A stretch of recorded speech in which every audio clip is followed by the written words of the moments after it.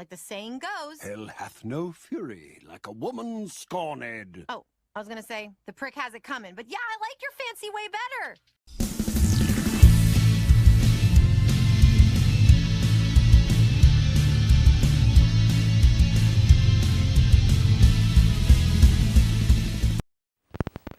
Salutations, everyone. I could see everyone's problem with the word cunt. That really hurt you.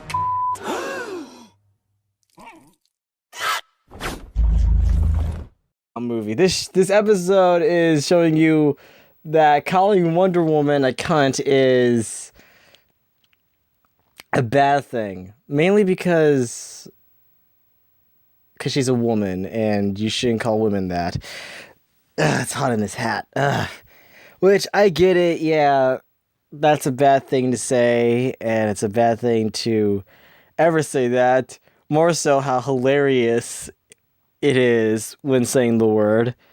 By saying that, how hilarious it is, I say it's hilarious because even the Legion of Doom does not condone that word. And I love that. It's the most hilarious thing ever to hear that in this show, is that, like, they censored the word, by the way, so what happened?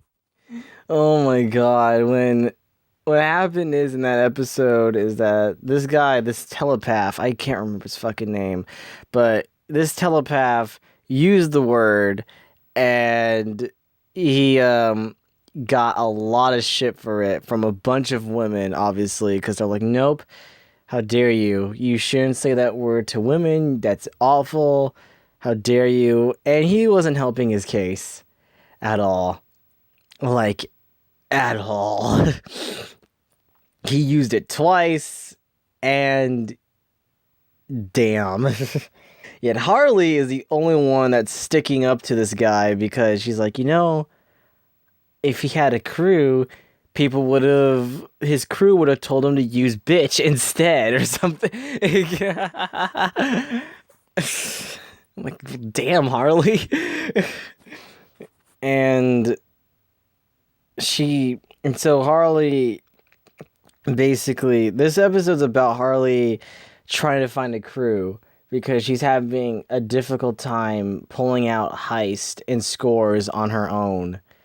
Which, understandable, like, I get it, like, because what happened to her was difficult, because she couldn't steal this bomb that was locked with 3 keys, and she couldn't, like, get all keys to work functionally on their own, so she had to try and do it, but she couldn't because it had 3 keys, and then Joker steals her fucking score, and because he has henchmen, and so she gets pissed off. Like, she needs a fucking crew.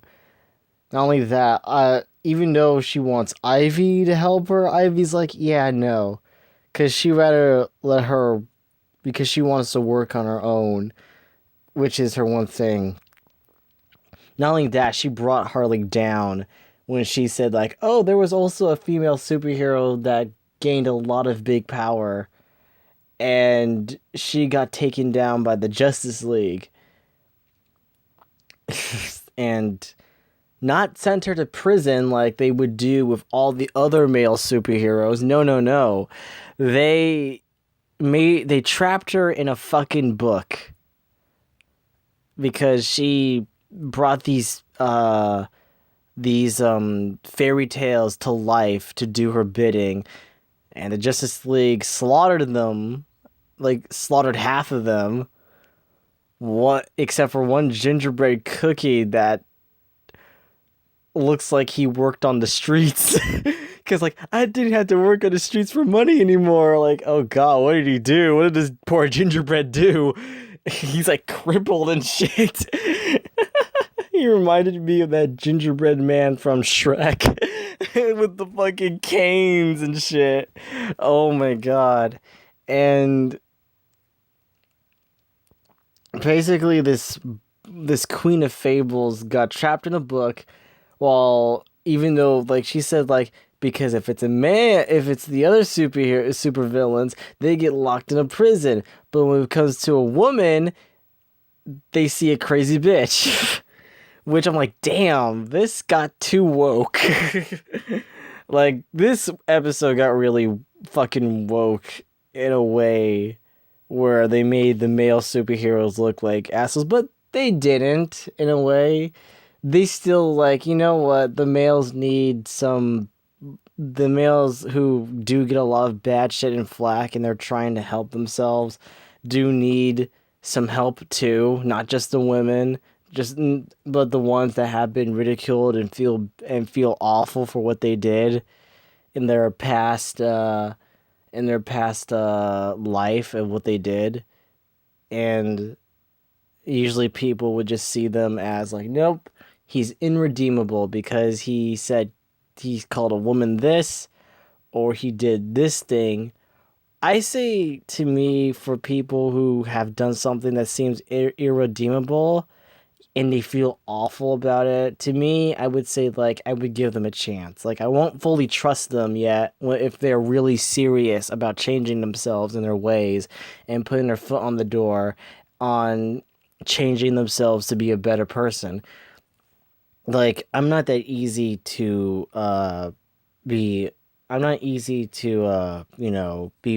to get my forgiveness from someone.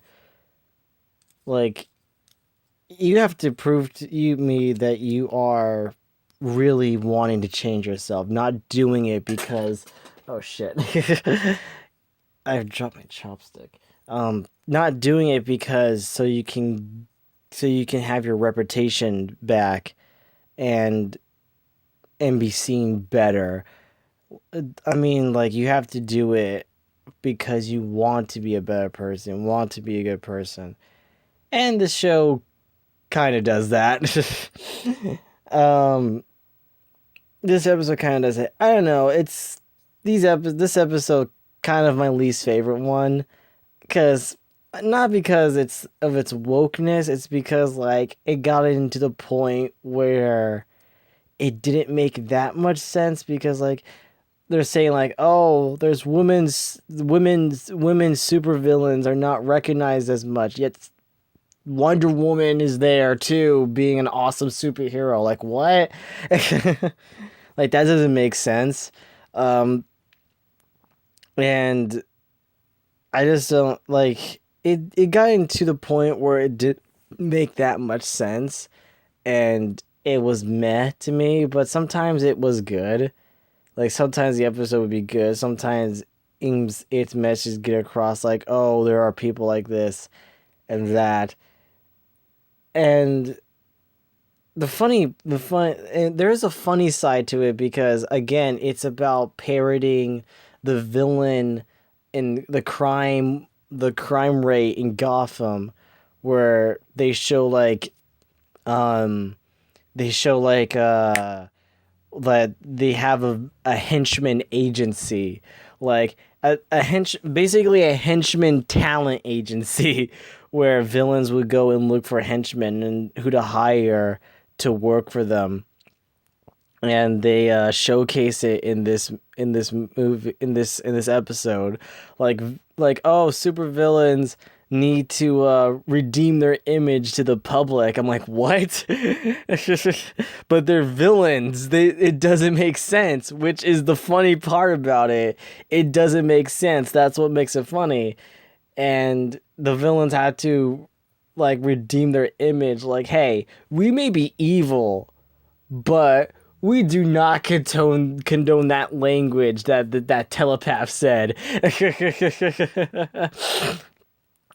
In that recent video footage of him fighting Wonder Woman. Like, that's the most hilarious thing. That's more hilarious than when in Batman the Animated Series, where Joker said, like, hey, Batman and the cops I could take on, but the IRS? No, I fear them.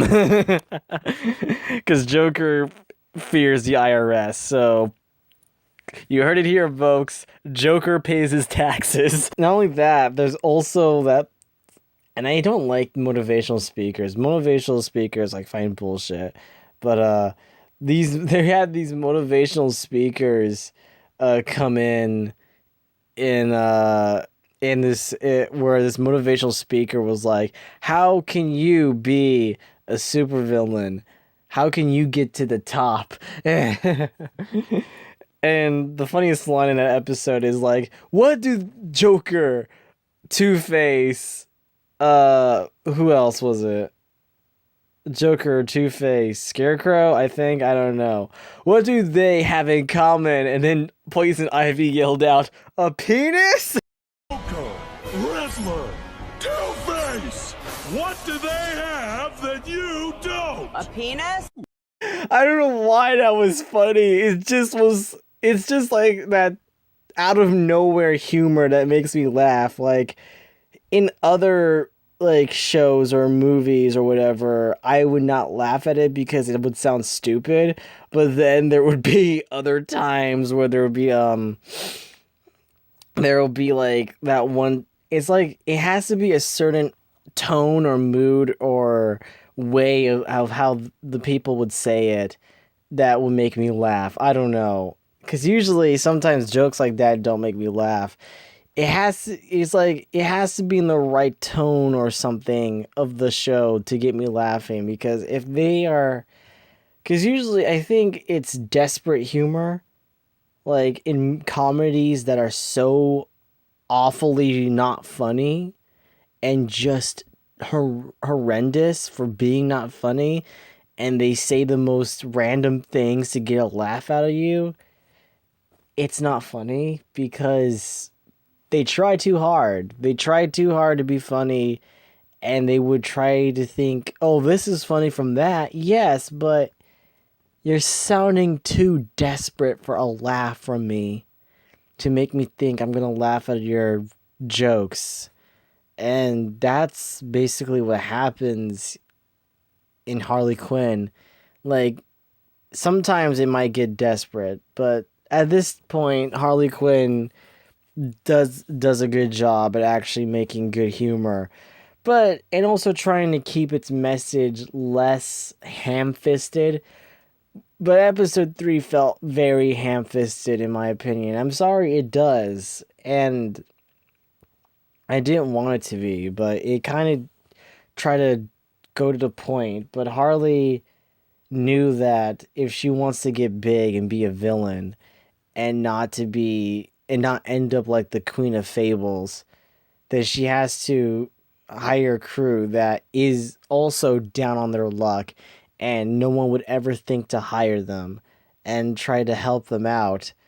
And that's what she does in this. Like, she wants to help them out even though they had a bad reputation or they're just quote unquote lame to the other supervillains in the public. And I actually like that she wants to look out for the small people, like the little guy, literally. But like, she tries to do this because she wants to do something better. She wants to do something that Joker couldn't do or anyone else could do.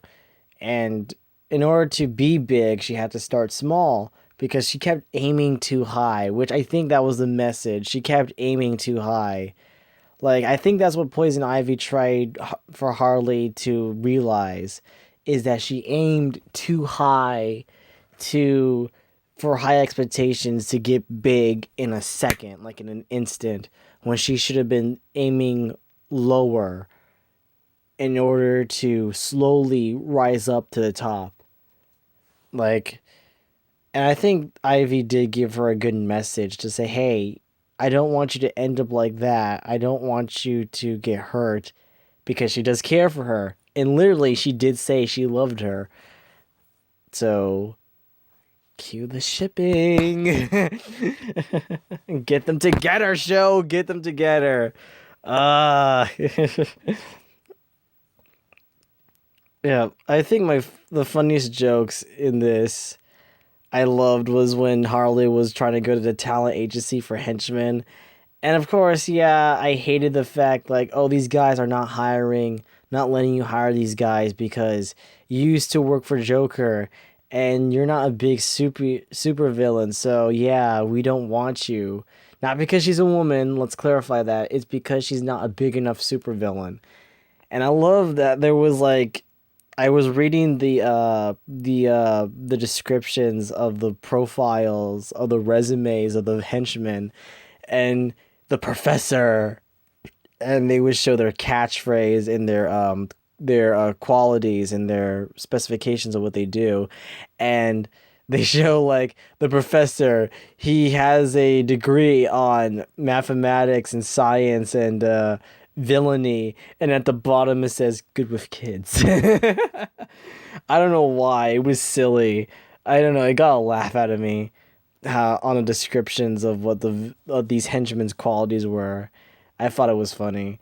Even the motivational speaker, it's like the show is showing that that the villains live their lives like normal people. Like the crime rate is that bad in Gotham. Like the supervillains are in news, tabloids, basically talk shows like, not Ellen. Who's the other girl? Who's the other woman? I don't know. I have the other woman in those women talk show things that I don't watch. Who is, I don't know. Those people, like, they do all of that in this episode. That, oh, the villains are in the news and the tabloids. And I'm like, I'm sorry, are the superheroes not doing their job, that the supervillains are becoming fucking celebrities? And it was so hilarious that they were treated like celebrities. Like Wonder Woman was in the middle of a fight with that telekinetic who called her a, cunt. And everyone was shocked about it. Like, a dog stopped peeing, pigeons stopped flying, the earth stopped moving because he called Wonder Woman that. And I was like, wow, in the middle of a fight, and everyone's like, boo, I hate this guy. I'm like, really? He's hurting Wonder Woman and fighting her, beating the shit out of her, and then she fights back. And when he finally says that, now he's hated. It's so ridiculous that it makes me laugh how stupid it is, but also hilarious how this show is saying, like, we're not taking ourselves seriously. We're making fun of these supervillains along with the superheroes that come with them also. Which is funny. And I like that about Harley Quinn. It's basically The Boys. The Boys is basically like, oh, these superheroes are not very heroic. They're awful people. And they're treated like celebrities. And they talk like celebrities. They have to put in a good image when the camera is on and when civilians are nearby. But when the cameras aren't rolling and not in the public eye, they are really bad people. and I do like The Boys. The Boys is a good show. My God. And Harley Quinn's doing technically the same thing here in their show, and I find it good. I like it. I find it interesting what they're doing with this show. And as much as I didn't like the wokeness, I'm glad it wasn't ham-fisted and it was more like, hey, start small, be independent by yourself, and don't care what others think, and try to look out for the little person as well to help you. If they're down, help them up too. Like Ivy was being supportive, helping Harley out. And yeah, Harley had to start small. She had to start somewhere. She never lost her confidence. She never lost anything. Even though the Queen of Fables brought her down, because Ivy was looking out for Harley, saying like she doesn't want her hurt. She doesn't want her being desperate to do anything to get to the top. But wanting her to start small, at least, wanting her to be big in her own way, not because, hey, Poison Ivy, you're already a big superhero, why don't you help me, etc., etc. and Ivy wants her to do stuff on her own and hope that she can do better. And Ivy's proud of her. Yay! Because Harley Quinn beat the shit out of the motivational speaker asshole that tried to trick her into having sex with him. Because, hey, you want to be a supervillain? Well, you see that couch? I have to mention the casting couch somehow. You'll never get a crew because no bad guy will ever work for a woman. My 2 cents. Then here's mine. See a urologist, because creepy dick wasn't just an insult, it was a concern. Yeah, and his dick shows in this episode. This guy, this Maximus, his dick shows. It's blurred out, just like how cunt was bleeped, like censored, in this episode. Yeah, his dick is like totally censored, 'cause God knows we do not want to see that shit. Thank God for that. And they, and Harley Quinn beats the shit out of him, along with the telepath and Clayface. Well, Clayface... I love Clayface's parody of himself. Clayface is just like, he's trying to be like that actor, that like, British, like, method actor. Like, I am an actor. I must know what my role is. What's my character's backstory, etc., etc. The theatric stuff he does. Hell, ma'am, I don't know nothing about that. I'm just a simple farm boy from Oklahoma. I got 2 parents, 3 girls, 4 boys, 2 lab mixes, both uncut, on a small ranch just outside of Muskogee. What's your problem, weirdo? Why, miss, I don't have no problem because I am actually... Jeez. Good fucking God. The name is Clayface. Thespian extraordinaire recently portraying the juicy role of country boy bartending in the big city. I thought you were playing the role of literal piece of shit. Not yet. Oh, it's in my hair. Now I'm a literal piece of shit. Okay. And I find that funny because you never seen Clayface actually do actor stuff. Like, Clayface has done stuff where he portrays a role and he sticks to it and tries to be someone else. Like, I've seen that in Arkham City where he pretended to be the Joker in that in the game. Yeah, spoiler alert if no one played Arkham City, but seriously, if you haven't played it at this point, what the heck? But yeah, Clayface just has that over the top nature of him being an actor, and I love it. It's hilarious. And just like how they made fun of Bane being the same Bane from Dark Knight Rises with the voice. Again, I still love that when he's like, I'm gonna pull up Gotham Stadium. I love that joke.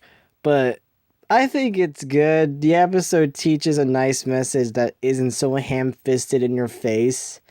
I think it works for both men and women in a way. Don't try to start big. Don't peak, basically, is what you're saying. Don't peak.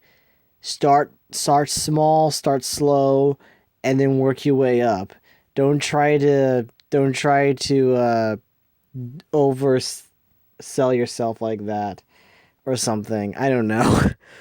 I say it's a good moral for everyone to start small, and one day things will get better, you know, and you'll soon rise to the top. That's the moral.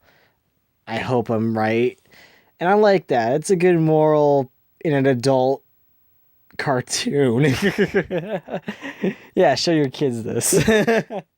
I mean, if Tarantino is cool with kids watching Kill Bill, then who am I to say kids can't watch this? There's morals in this show that kids can watch in this. But yeah, that's my thoughts. I think Harley Quinn's doing a great job being a great show. I say it's getting better. It's getting better. It's gonna have its ups and downs. I mean, it's a 13 episode season, so we'll see how much like better the show gets.